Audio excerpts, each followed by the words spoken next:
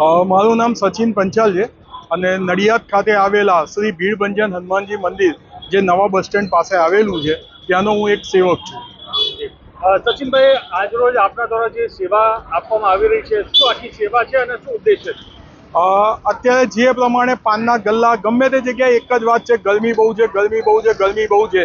તો આવી અમારી જે ભીડભંજન હનુમાનજી મંદિર જે ટ્રસ્ટ છે એ એક સામાજિક સેવા સાથે જોડાયેલું છે। અમે લોકોએ નક્કી કર્યું કે જ્યાં સુધી આ ગરમી પડશે, એટલે અત્યારનું જે હવામાનની આગાહી છે કે 22, 23, 24, 25 આટલા દિવસ હીટ વેવ રહેવાનો છે, તો અમે લોકોએ અહીંયા આગળ છાશનું વિના મૂલ્યે વિતરણ કર્યું છે અને રસ્તે આવતા જતા જે પદયાત્રીઓ છે, જે પણ બી લોકો છે, એ લોકોને સંપૂર્ણ છાશ સામે રક્ષણ મળી રહે, જે કામે બહાર નીકળ્યા છે ગરમી સામે રક્ષણ મળે એવો ઉદ્દેશથી અમે લોકોએ છાશનું વિતરણ કર્યું છે।